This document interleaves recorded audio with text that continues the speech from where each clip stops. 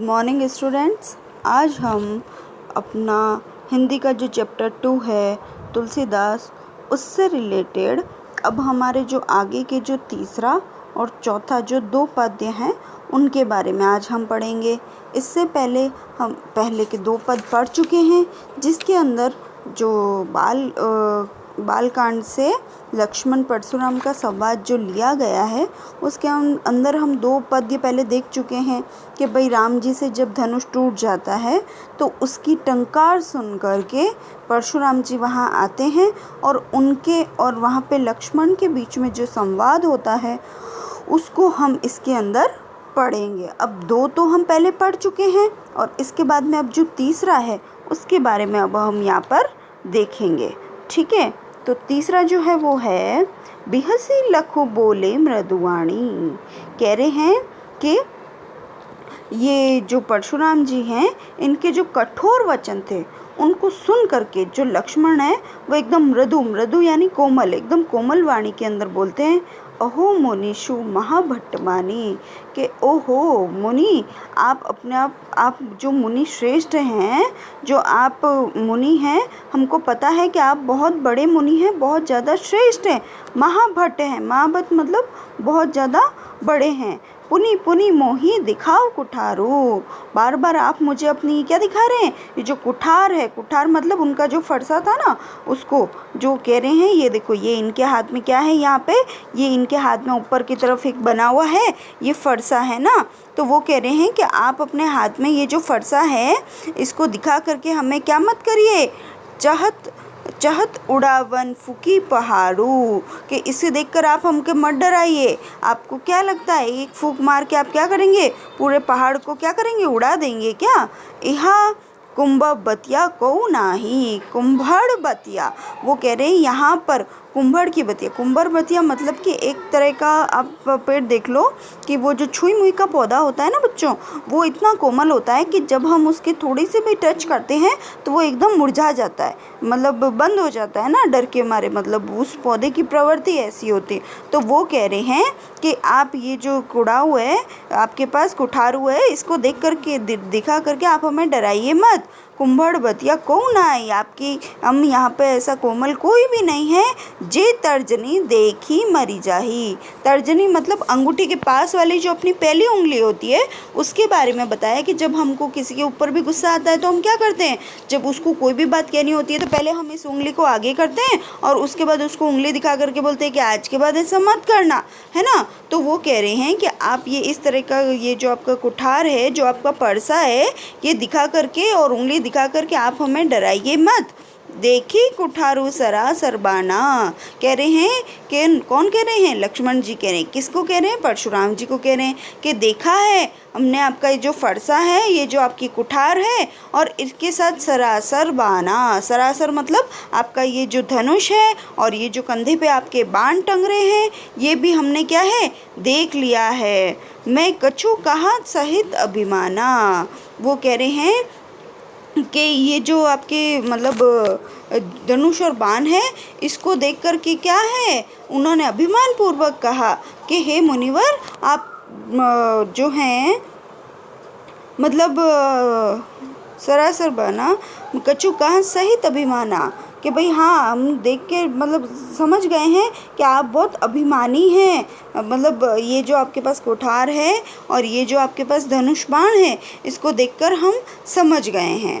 भृगुसुत समूची जनेऊ बिलो की, भृगुसुत भृगु वंश के थे कौन, परशुराम जी, है ना, और सूत मतलब पुत्र, कि भृगु के जो सूत हैं मतलब कौन, परशुराम। समूची जनेऊ बिलो की, और वो कह रहे हैं जनेऊ जो अपन जो यज्ञोपवीत धारण करते हैं ना, आप लोगों ने देखा होगा वाइट कलर की गले में पहनते हैं, तो वो कह रहे हैं कि हमने देखा है क्या कि आप क्या हैं, ब्राह्मण हैं।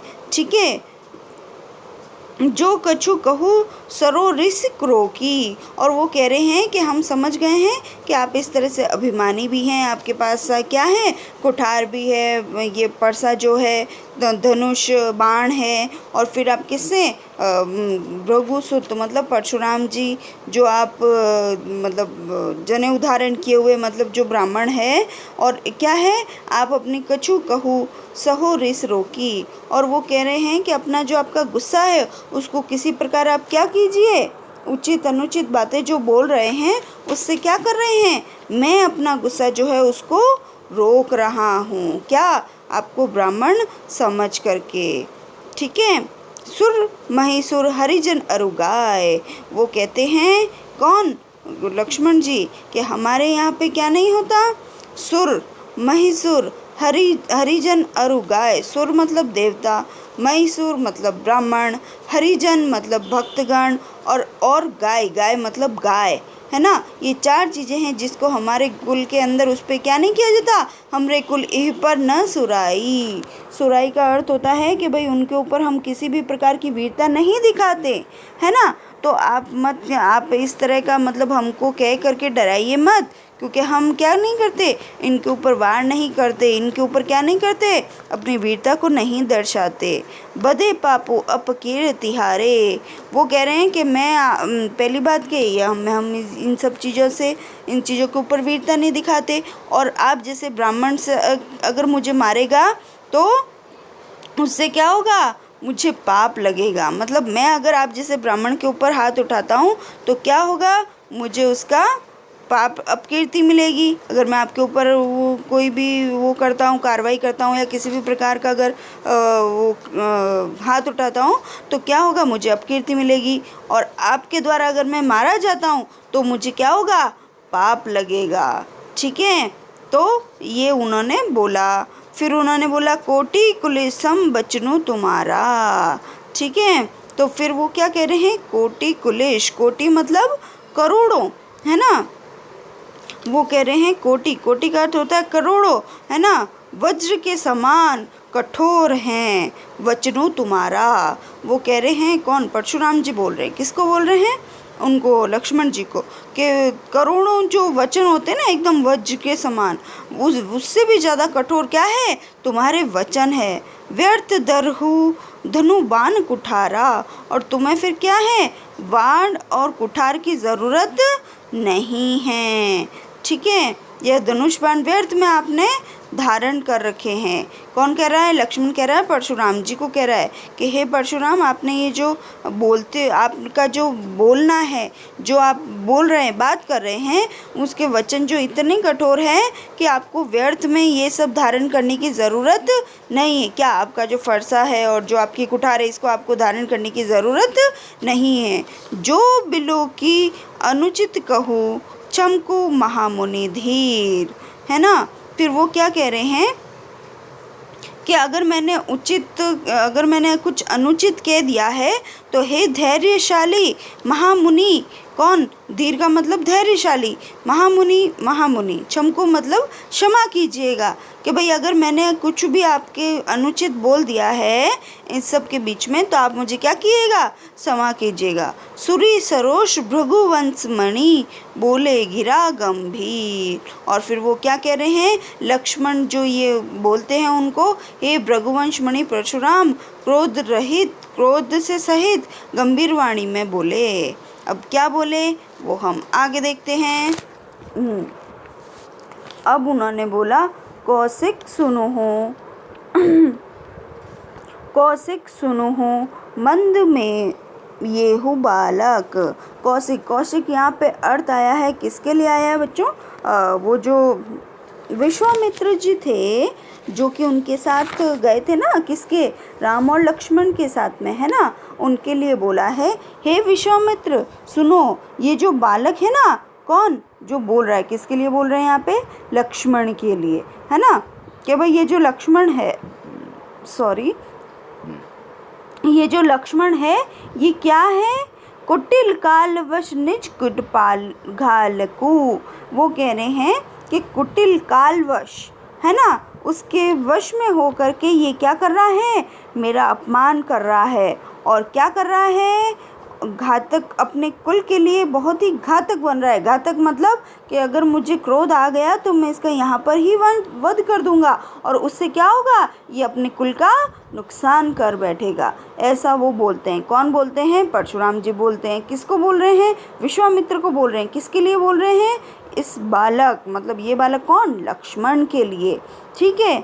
भानु बस राकेश कलंकु। भानु वंश, वंश मतलब भानु मतलब सूर्य और वंश मतलब वंश। कह रहे हैं कि लो लक्ष्मण है वो कौन से वंश का था बच्चों? राम और लक्ष्मण सूर्य वंश के थे ना।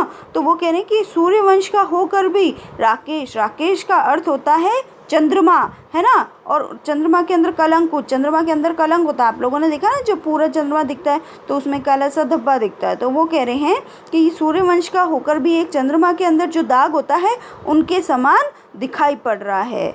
निपट निरंकुश अवधू असंकु। और वो कह रहे हैं कि यह सभी तरह से उद्दंड है। कौन? लक्ष्मण। और क्या है? मूर्ख और निडर भी है। यह क्षण भर में काल का ग्रास हो जाएगा। काल कवलु होई छन माही। काल कवलु, काल मतलब कवल, कवल मतलब ग्रास, है ना। और जो चहूँ छन माही, छन मतलब क्षण भर के अंदर ये क्या हो जाएगा? काल का ग्रास हो जाएगा। अगर ये इसी प्रकार की बातें, व्यर्थ बातें करता रहेगा मेरे सामने तो मैं इसको क्या कर दूंगा? काल का ग्रास बना दूंगा, मतलब मैं इसको मार डालूंगा अगर ये इसी तरह की बातें मेरे सामने करेगा। कहीं पुकारी खोरी मोहिनाही। वो कह रहे हैं क्या? मैं पुकार कर स्पष्ट कह देता हूँ। स्पष्ट मतलब साफ साफ कह देता हूँ, है ना। कहो पुकारी खोरी मोहिनाई। कह रहे हैं कि मैं अभी एकदम स्पष्ट कह देता हूँ, फिर मुझे कोई खोरी, खोरी मतलब फिर कोई दोष मत देना, है ना। कि भाई आपने इसका वध कर दिया। ये जिस हिसाब से मेरे को बोल रहा है, कह रहा है, उस हिसाब से मैं क्या करूँगा? इसको क्षण भर के अंदर काल के मुंह में पहुँचा दूंगा, मतलब इसका वध कर दूंगा, है ना। ऐसा वो बोल रहे हैं। तुम हटक हो जो चहु उबारा, कही प्रताप बलु रोष तुम्हारा हमारा। वो कह रहे हैं कि तुम हटको। फिर वो कह रहे हैं यदि तुम इसकी रक्षा करना चाहते हो, तुम हटको जो चहु उबारा, कि भाई तुम अगर इसकी रक्षा करना चाहते हो और इसको मरने से बचाना चाहते हो, कहीं प्रतापु खलु रोष हमारा। तो उन्होंने कहा कि तुम क्या करो, अगर तुम इसको रक्षा करना चाहते हो, इसको मरने से बचाना चाहते हो ना, विश्वामित्र जी को बोल रहे हैं इस लक्ष्मण को, तो तुम क्या करो, इसको मेरा प्रताप कहो, मतलब मैं कितना महान हूँ, मेरी महानता बताओ, मैं क्या कर सकता हूँ उसके बारे में बताओ। और जो मेरा गुस्सा है, रोषु, मेरा जो क्रोध है, मेरा जो बल है, उसके बारे में इसको क्या करो, बताओ। वो बोल रहे हैं लखन के हूँ मुनि सुजस तुम्हारा, है ना। और वो कह रहे हैं कौन? लक्ष्मण जी बोलते हैं क्या? हे मुनि, आपका सुयश आपके अलावा और कौन वर्णन कर सकता है। वो जब बोलते हैं ना कि भाई आप बताओ विश्वामित्र जी को, तो वो लक्ष्मण जी उनको कहते हैं मुनि सुजस तुम्हारा, कि भाई आपके अलावा और कौन, आपके जो तुम ही अछत को बरन पारा, मतलब तुमसे अच्छा, अछत मतलब अच्छा, को बरन पारा, कौन वर्णन कर सकता है। अपने मुँह तुम आपनी करनी, मतलब अपने मुंह से तुम क्या कर रहे हो, अपना ही वर्णन कर रहे हो, अपना ही क्या बोल रहे हो, अपनी बड़ाई स्वयं ही कर रहे हो। और बार अनंत भांति बहुबर्णी। और कह रहे हैं कि और अपने प्रकार की, मतलब जो आपने जो भी कार्य किए हैं अनेक प्रकार के, वो खुद ही क्या कर रहे हैं, अपने मुंह से बता रहे हैं। नहीं संतोषु तम पुनि कछु कहूँ।